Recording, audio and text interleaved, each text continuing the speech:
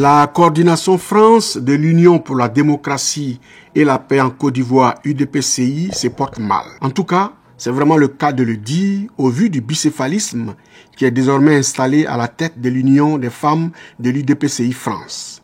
Qui de Mme Baye Elisabeth et Mme Bonne-Sœur Marceline préside réellement le mouvement des femmes? Bien malin qui pourra répondre à cette question. On se souvient que le 24 janvier dernier, les responsables de la coordination France avaient, au cours d'une cérémonie de présentation de vœux, présenté Mme Bonne-Sœur Marceline comme la nouvelle responsable des femmes en remplacement de Baye Elisabeth. Eh bien, 6 jours plus tard, c'est-à-dire le 31 janvier écoulé, Mme Baye Elisabeth a convié votre média à un point de presse au 163 du boulevard de l'hôpital du 13e arrondissement de Paris pour dire 3 fois non à son débarquement. Pourquoi? Elle nous en donne les raisons. Bonjour Madame Baye. Bonjour Monsieur. Alors Madame, à l'issue de cette rencontre que vous avez eue avec les femmes, vous vous réproclamez présidente de l'Union des femmes de l'UDPCI France. Alors, est-ce que vous n'avez pas le sentiment d'entrer en rébellion? Je ne me reproclame pas. Je suis présidente des femmes de l'UDPCI France. Je ne peux pas me reprogrammer. J'ai dit tout à l'heure que ce qui a été fait a été tout simplement une erreur. Mais ce n'est pas pour cette erreur-là que je vais en prendre vraiment, dire oui, pourquoi, ceci, cela. Non, non, ça a été une erreur tout simplement. Et donc, il n'y a pas à me reprogrammer. Oui, madame, on le dit parce que nous étions à une dernière réunion, le 24 janvier dernier, où toute la direction de la coordination de l'UDPCI France était présente. Et une autre dame a été présentée comme la présidente des femmes de l'Union des femmes de l'UDPCI France. En l'occurrence, Mme Bonne-Sœur Marceline, que vous avez citée tout à l'heure. Qu'en est-il réellement? Alors, c'est ce que je l'aurais dit, je réitère. C'est ce que j'appelle une erreur. Parce que notre parti est régi, comme le dit tout à l'heure notre oncle et aussi mon porte-parole. On est régi des textes de règlement intérieur et de statut. On ne peut pas s'élever comme ça d'un coup pour faire une élection et élire une autre personne sans même faire le détour vers les statuts qui nous réunissent le mieux possible. Et donc, moi je pense que ça a été une erreur. Et l'erreur va être réparée rapidement. Ça a été une erreur. Parce qu'il ne faut pas, on ne peut pas. Un parti n'est valable qu'avec ses tests. Voilà. Le secrétaire général de la coordination de l'UDPCI France disait le 24 janvier dernier que vous n'étiez plus partante pour être présidente des femmes de l'UDPCI et que le poste vous avait été reproposé et vous avez demandé à ce que une autre personne soit désignée à votre place parce que vous n'aviez plus le temps, vous souhaitiez être président de la coordination. Vrai ou faux? C'est faux. Je dirais c'est faux. Pourquoi c'est faux? Il n'y a pas un poste qui m'a été reproposé. Jamais? Non. Et le poste de la présidente des femmes que j'occupe depuis plus de 10 ans aujourd'hui, il n'a jamais été question de dire, Madame Baye, est-ce que vous voulez ce poste ou vous le revoulez? Non. C'est ce que j'appelle tout à l'heure une erreur. Parce que on était parti pour instaurer les structures de base. Ce que dit d'ailleurs notre parti. Ce que disent d'ailleurs les tests de notre parti. Le secrétaire général est venu nous rendre visite. Il a été clair avec nous. Il a expliqué les résolutions de A et à Z. Il nous a expliqué. Il était de notre devoir de relever ces défis parce que la honte a été du côté de notre parti au sortir des élections présidentielles de 2010. Quand même que les voix de Paris n'ont pas été validées, mais ils ont eu 2 voix. Ils ont compté des voix d'abord. À Paris, l'UDPCI a eu 2 voix. Mais vous savez, j'avais oublié tout à l'heure, j'aurais voulu amener le listing que nous avions depuis 2001. Vous-même, vous auriez vu le nombre de membres de l'UDPCI que nous étions. Le secrétaire général est venu. Il a dit non. La résolution qui est sortie après le congrès de décembre 2013 a stipulé que les structures de base doivent être mises en place. Bien sûr, en vendant nos cartes, en faisant de savoir au moins le nombre de militants. Que même le comité, ils ont déterminé 25 personnes par comité. Et c'est moi, Mme Baye, qui a eu à poser la question au secrétaire pour dire non. Parce que les 25 personnes, au pays encore, ça va. Mais à Paris, ça va être dur. Et j'ai énuméré les difficultés que nous pouvons rencontrer. Ce jour-là, le secrétaire a été clément. Il a dit, je ne ferme pas la porte. Mais que les militants que vous aurez désormais dans vos comités soient des militants réels. Il ne faudrait pas qu'on ait des gens fantômes. Parce que c'est ce qu'on a cru avoir et qui n'a pas été. On est sortis confondus. Que dans un comité qu'il y ait 10 militants, qu'il y ait 15 militants, mais que ce soit des militants réels. Donc, d'abord, les comités, les sections et l'élection des femmes, de la jeunesse et de la coordination. Tout ceci n'a pas été fait. Et moi, j'ai aussi le bouquin de statut et règlement intérieur de notre parti. Tout ceci n'a pas été fait. Il me demande, sans aucune autre raison préalable, que je juge d'ailleurs, sans effet.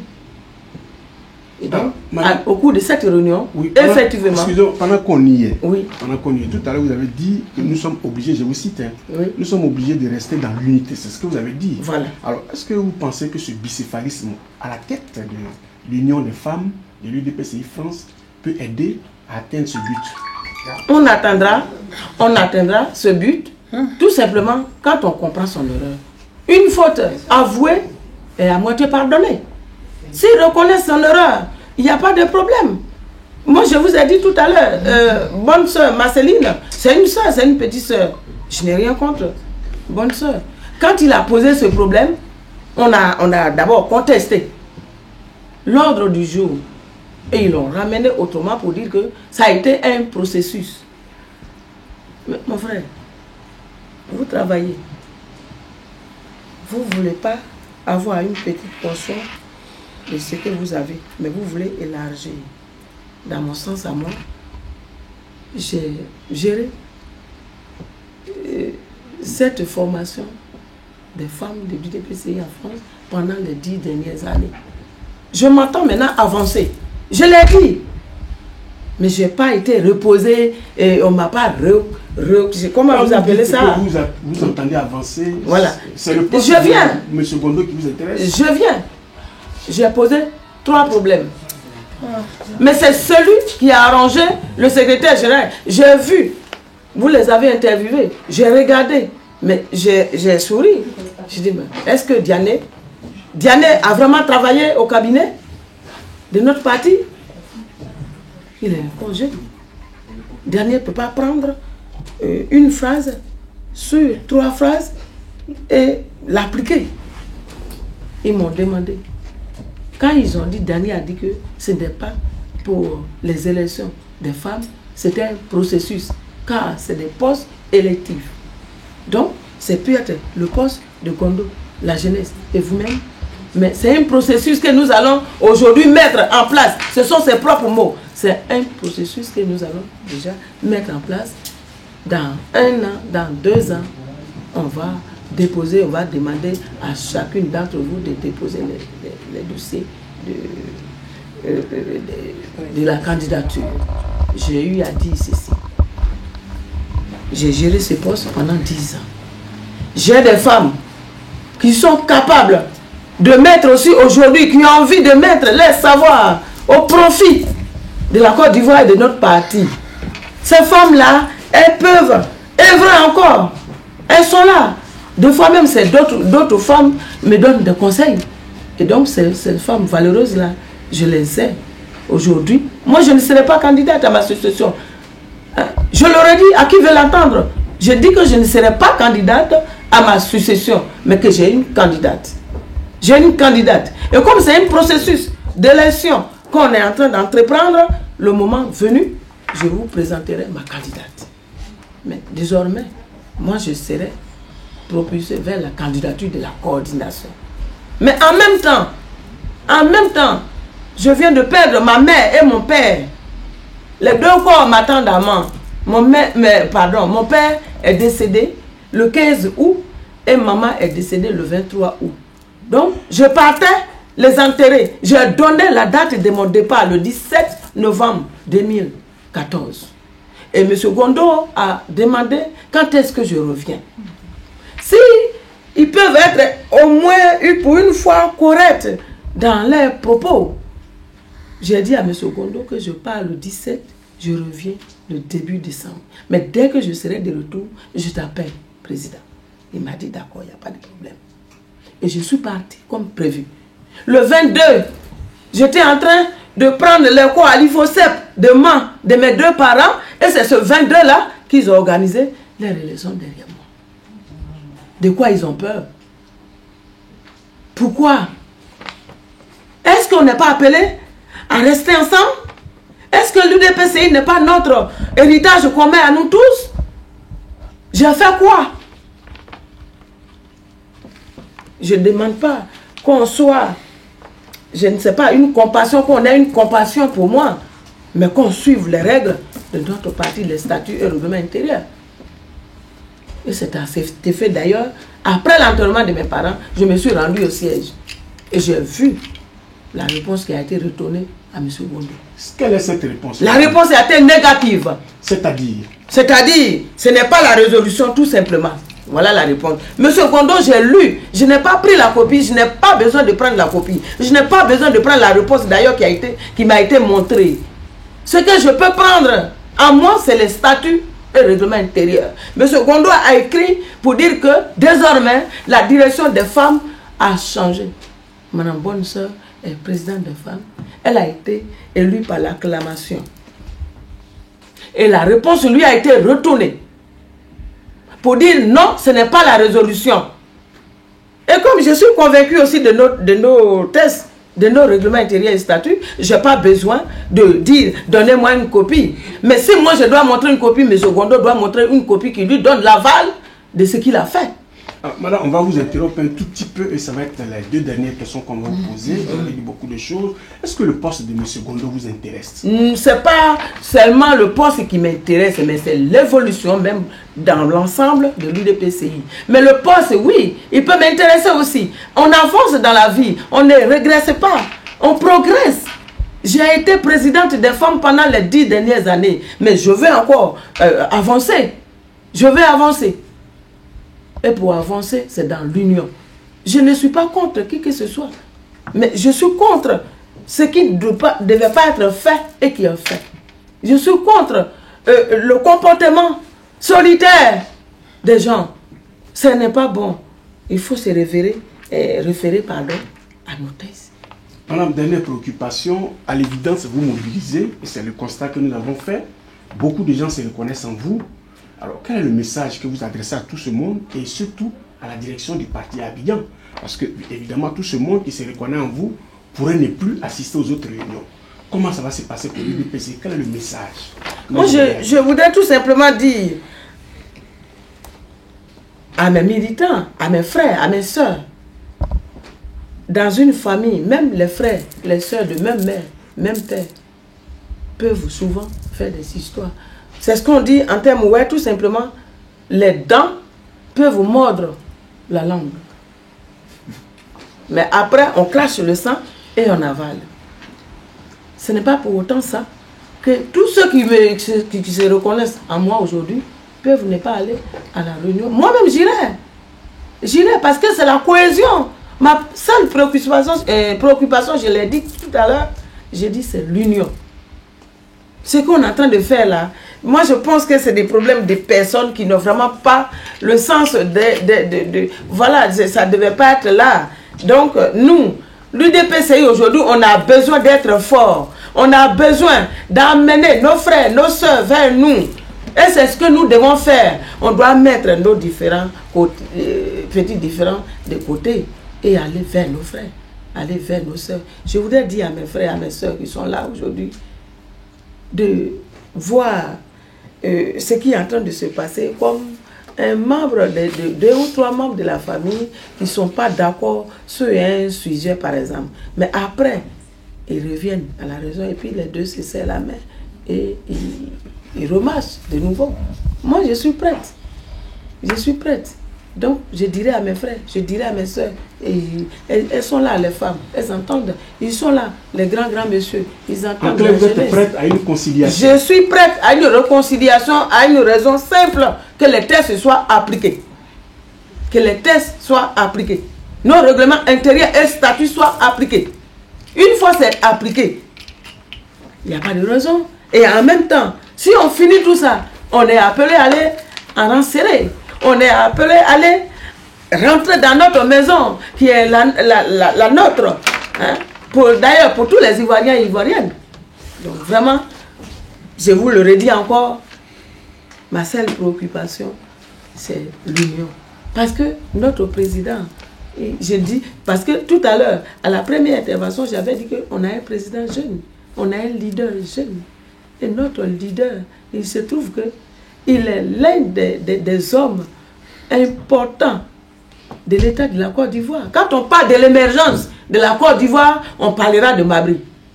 Alors, il faut vraiment qu'on soit main dans la main pour que cet homme-là ait confiance aussi en nous.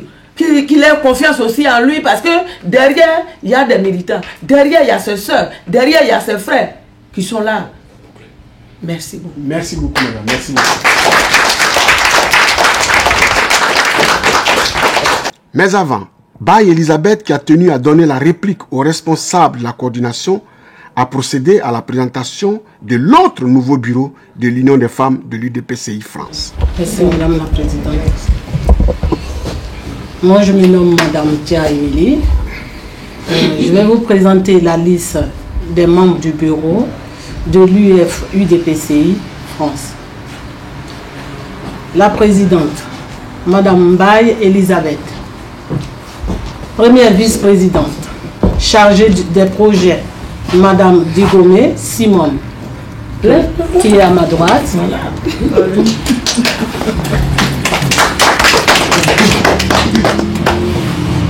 Deuxième vice-présidente, chargée de la formation politique, madame Yolé Sengo Maïmouna. Troisième vice-présidente, chargée de la coordination des structures de base, madame Claire G. Antoinette. Elle est en formation, elle n'est pas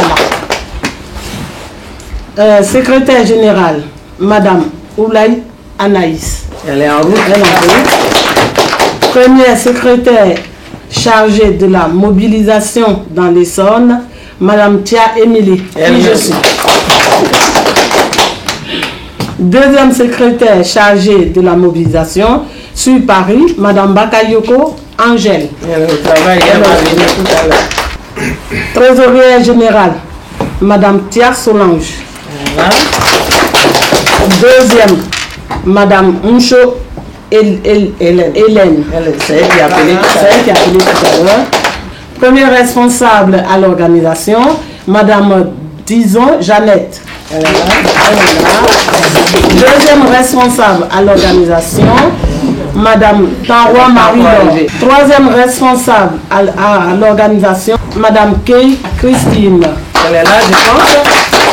Première responsable à la communication, madame Kay Pélagie. Elle est en chemin, elle finit à 15 heures. Deuxième responsable à la communication, madame Sereko Yolande. Oui, c'est ma Première responsable culturelle, madame Oulaye Mat. Elle est là. Deuxième responsable culturelle, madame Tia Fanta. Elle est en chemin. Voilà.